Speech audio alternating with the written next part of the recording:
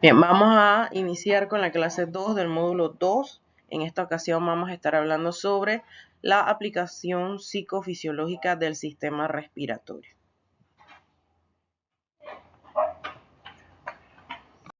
A manera de repaso, entonces,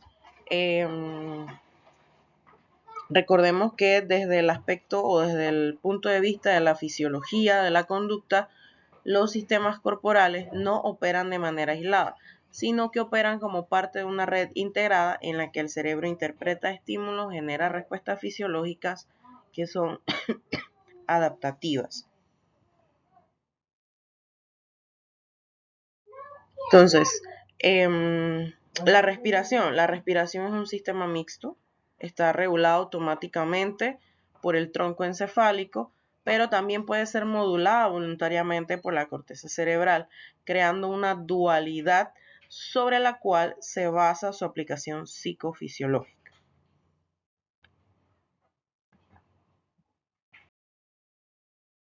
Entonces, estuvimos hablando también en las clases anteriores sobre el sistema nervioso autónomo que regula su ritmo y profundidad, el intercambio o el dióxido de carbono, que es el principal estímulo fisiológico respiratorio, y en la parte de la regulación autonómica de la respiración por el tronco encefálico, los controles voluntarios, la regulación autonómica y un estímulo clave que son los gases. Entrando ya en materia, el sistema nervioso autónomo modula la respiración según las demandas del organismo. Por su parte, el sistema simpático aumenta la frecuencia respiratoria, favorece la ventilación rápida y se activa en los estados de alerta. Y el sistema parasimpático disminuye la frecuencia respiratoria, favorece la respiración profunda y lenta y se activa en estados de reposo. Ese equilibrio de que cada quien hace su trabajo, o que son como dos polos opuestos de una misma línea, es lo que permite la adaptación fisiológica continua.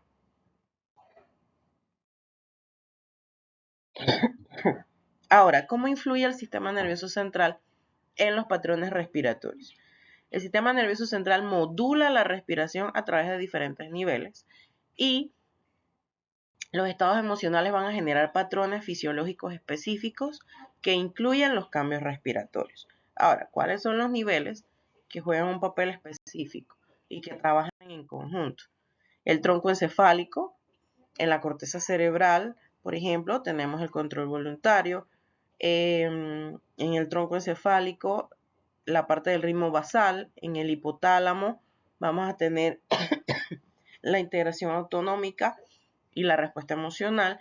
En el sistema límbico, en el hipotálamo vamos a tener la integración autonómica y homeostásica, y en el sistema límbico la respuesta emocional y la modulación afectiva.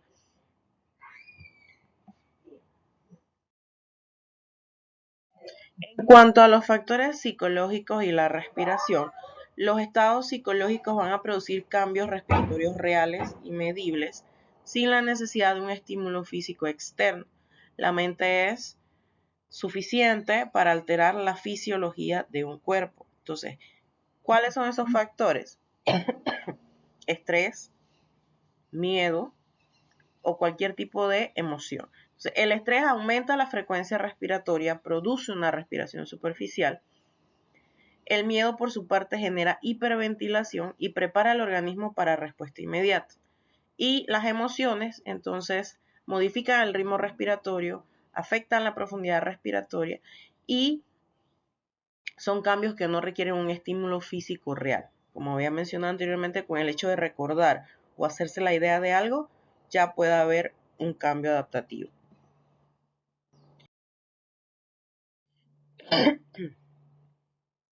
En los mecanismos psicofisiológicos, entonces, la vía de influencia psicológica sobre la respiración lleva una cadena, y un ejemplo sería el pensamiento de que hay una amenaza. Cuando pensamos que hay una amenaza, no necesariamente debe ser real, hay una activación cortical que activa el sistema límbico, que activa el hipotálamo, que hace una activación simpática y genera una respuesta fisiológica que en este caso sería el aumento respiratorio. Ahora, ¿cómo es el proceso de los mecanismos? Tenemos estímulos psicológicos que activan el sistema nervioso central, que a su vez activan el sistema nervioso autónomo y generan esa respuesta respiratoria, que en el ejemplo anterior era el aumento de la frecuencia respiratoria.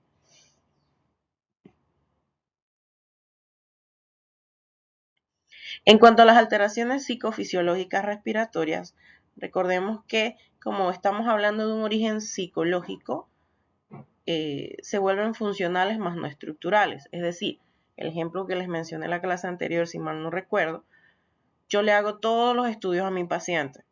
O sea, yo de salida no le digo que es algo psicológico, sino que yo busco con pruebas que el paciente pueda ver que corporalmente hablando está bien. Lo que está afectado entonces es la parte psicológica.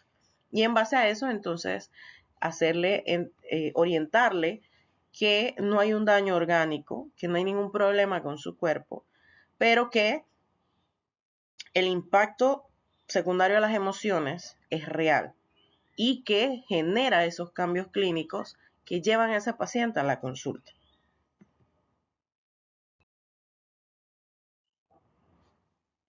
Entonces, ¿qué alteraciones respiratorias podemos tener? Hiperventilación, una respiración rápida y profunda que genera una disminución del dióxido de carbono y que puede ocasionar mareos y parestesias y sensación de irrealidad.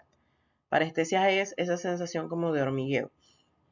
Podemos tener respiración superficial, hay una baja eficiencia ventilatoria, una sensación de fatiga, dificultad para concentrarse y tensión muscular.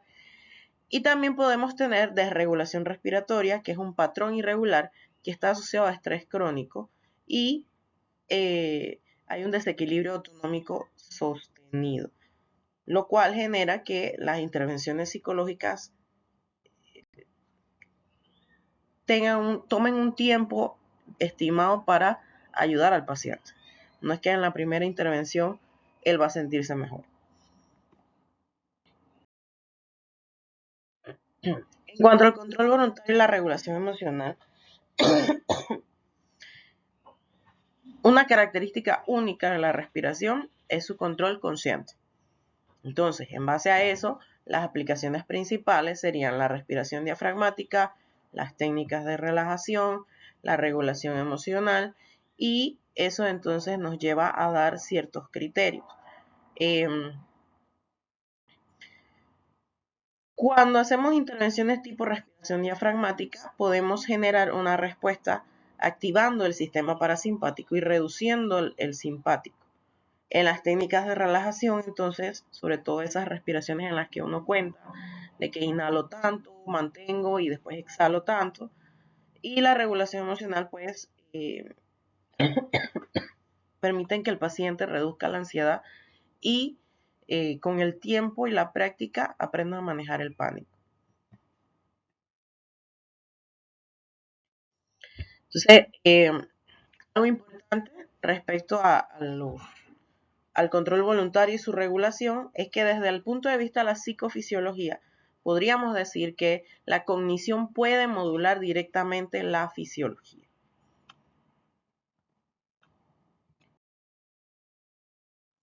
Ahora, ¿por qué es importante para ustedes? Permite evaluar estados emocionales. Es una herramienta terapéutica, refleja el estado del sistema nervioso autónomo y la respiración se convierte en un indicador psicofisiológico clave porque refleja con precisión el estado del sistema nervioso autónomo y hace como eso es un ciclo, como lo vimos en la clase pasada, puede ayudarnos con el biofeedback y la evaluación psicofisiológica.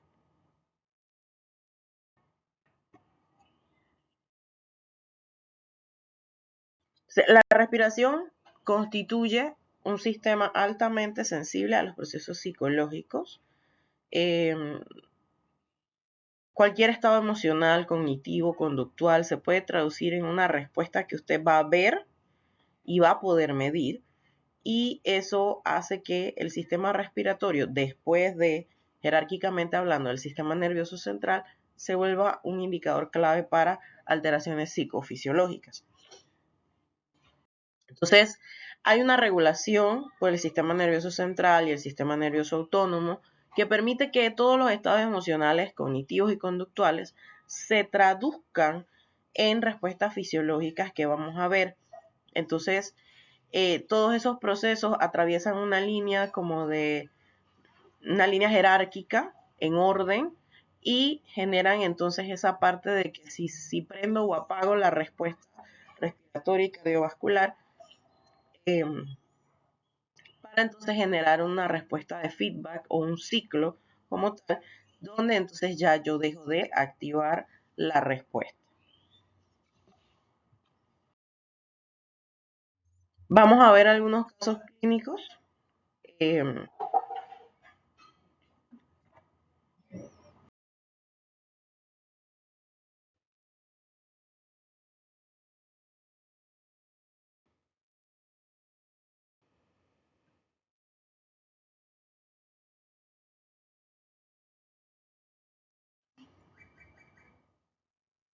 Ok, ahora el análisis desde el punto de vista del psicólogo.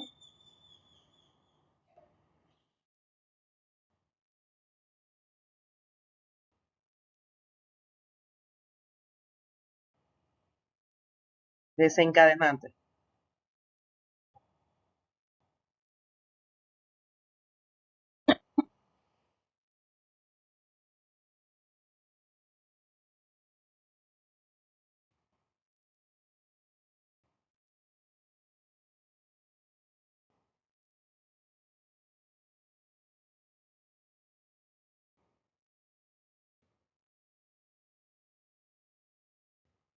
Disminución del CO2.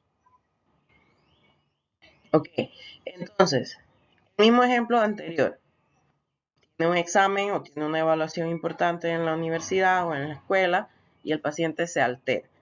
¿Ok? Entonces, dijimos que si respira rapidito, no hay buen intercambio de gases, lo que va a generar mareo y sensación de desmayo, porque me falta oxígeno, me faltan nutrientes porque la sangre no llega. O sea, no hay un intercambio eficiente a nivel pulmonar. ¿Ok?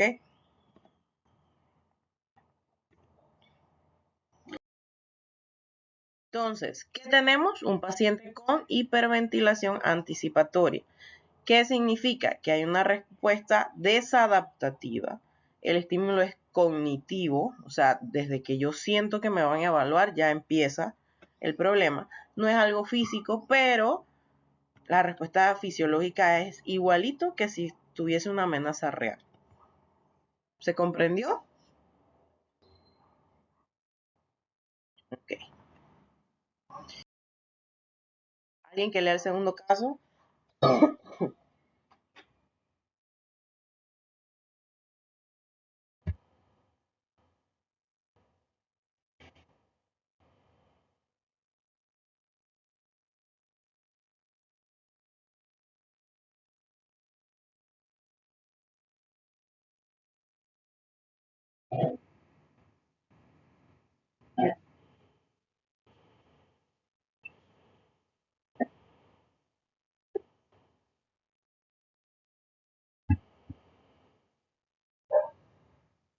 Ok. Entonces, otra vez el señor que está fatigado, que siente que le falta el aire, que tiene una respiración superficial y ya lo evaluaron, no tiene ninguna alteración fisiológica u orgánica, perdón, detectable en los estudios o en los parámetros y son síntomas que son crónicos y se asocian usualmente a la carga laboral. En los momentos en que el trabajo es más pesado, el paciente tiene mayores síntomas. Entonces, ¿qué tenemos? Una respiración alterada por estrés crónico. El factor es un estrés prolongado y sostenido en el tiempo. A nivel del sistema nervioso central hay una adaptación cortical sostenida y crónica. Y a nivel del sistema nervioso autónomo hay un desequilibrio autonómico con predominio simpático. O sea que siempre estamos como dormidos o en alerta.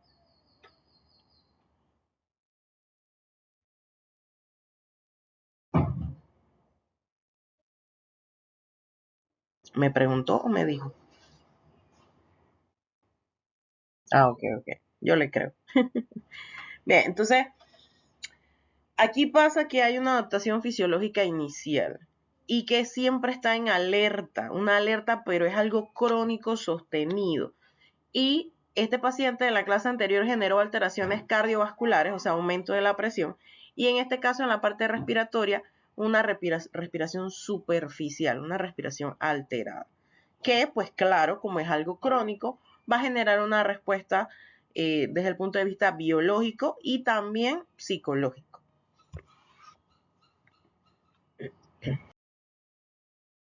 ¿Alguien que me lea el caso 3? Dele.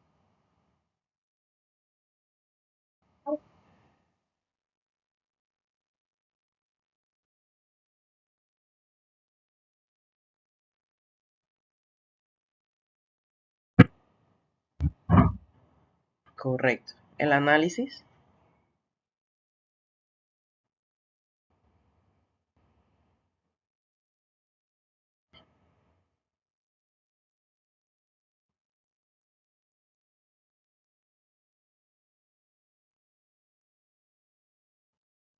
Ok.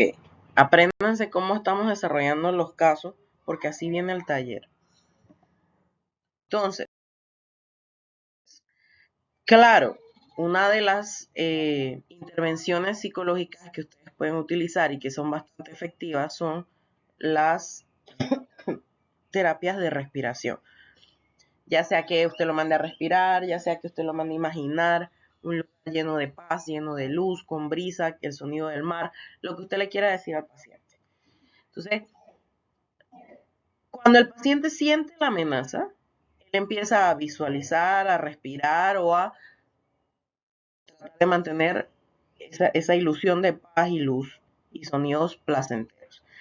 Eso, aunque en realidad no podemos probar lo que realmente funcione, se sigue haciendo porque ha funcionado, o sea, es algo empírico. Y con el paso del tiempo el paciente aprende a manejar mejor las emociones, utilizando no solamente inhalar y exhalar o imaginar, visualizar, pero le podemos dar una ayuda que quizás con un medicamento no estamos quitando no estamos distrayendo la mente de esa emoción. En cambio acá como tenemos que visualizar, tenemos que contar, tenemos que inhalar, mantener, exhalar, pues la mente se distrae y se ocupa en eso. Y eso a la final ayuda al paciente.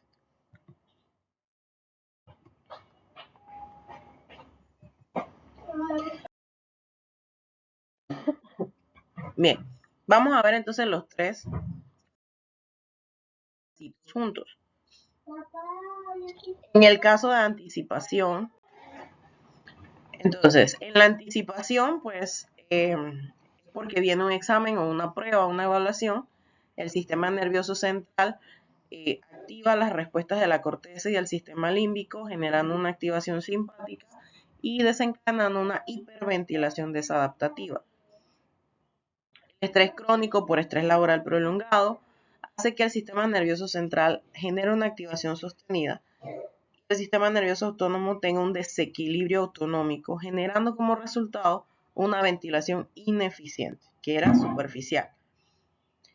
En el tercer caso, que ya es una intervención terapéutica en un paciente con una emoción X, entonces hacemos control cognitivo voluntario. O sea, yo decido que en el momento que yo percibo esa emoción, yo mismo hago mi intervención. Ya no necesito que el psicólogo esté conmigo. Entonces, el sistema nervioso central activa la corteza prefrontal, en el sistema nervioso autónomo activa el parasimpático y el resultado es una regulación fisiológica controlada.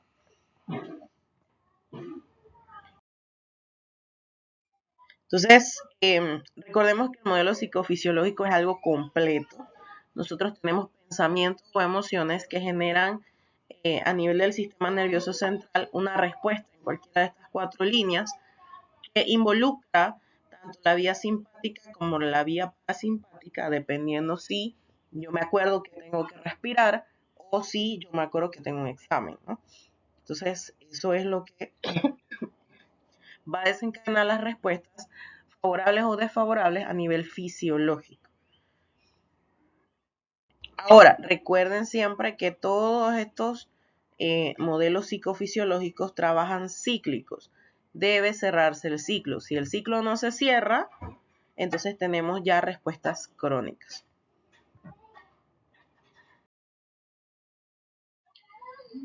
¿Dónde podemos aplicar estas terapias? En respiración diafragmática, la parte de la coherencia cardíaca y el biofeedback, que es una respiración controlada con monitorización fisiológica, o sea, lo puedo conectar a un equipo que me genere lecturas constantes cada cierto tiempo de sus constantes vitales. El mindfulness y la atención plena, pues la observación consciente de la respiración. Yo distraigo la mente en mi respiración. Tengo que inhalar, tengo que mantener, tengo que exhalar y después me acuerdo, exhalo por la boca, vuelvo y empiezo y así se va. Y eso genera esa distracción que me ayuda a manejar la emoción en el momento. Entonces, cosas importantes de la clase, recordar que la respiración es un sistema mixto, tanto automático como voluntario, por la parte de que, por ejemplo, los buzos, ellos pueden entrenarse para aguantar la respiración más tiempo que una persona normal. Entonces, por eso es dual.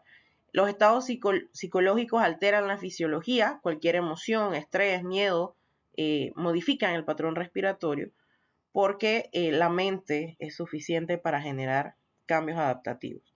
Adaptativos buenos, adaptativos malos.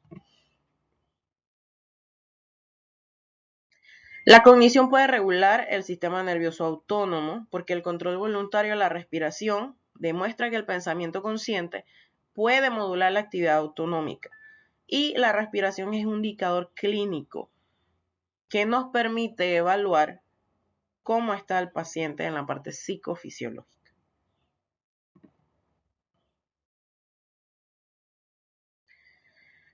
¿Qué van a hacer?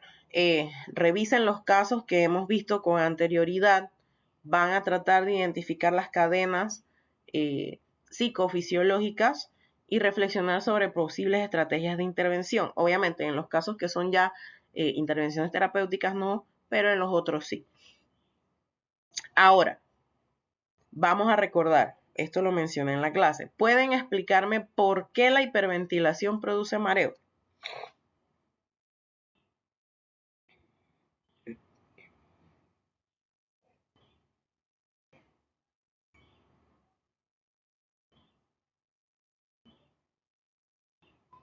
Hola.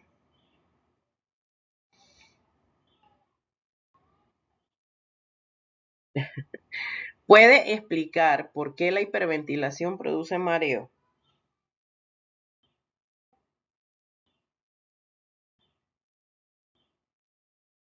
Yo se los mencioné hoy y se los he mencionado ya las clases anteriores. Muy bien, muy bien. Es porque disminuye la cantidad de dióxido de carbono en sangre y si disminuye el dióxido de carbono en sangre, ya no hay suficientes elementos con los cuales hacer el intercambio gaseoso. Porque recuerden que en la respiración pulmonar nosotros cambiamos ese dióxido de carbono por oxígeno para oxigenar la sangre. Ahora, ¿cuál sería el papel del dióxido de carbono en este proceso?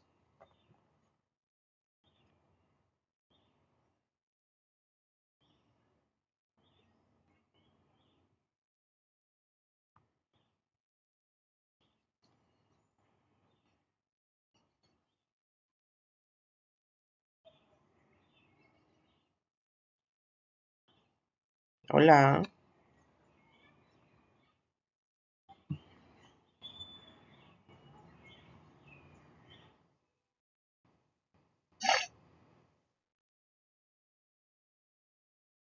Es un elemento clave en el sistema respiratorio y en el intercambio gaseoso. Muy bien. Entonces, La respiración también se vuelve un puente entre la mente y el cuerpo. Es el único sistema visceral perdón, que podemos controlar conscientemente. Es una capacidad que la convierte en una herramienta más accesible para regular la fisiología del estrés y la emoción.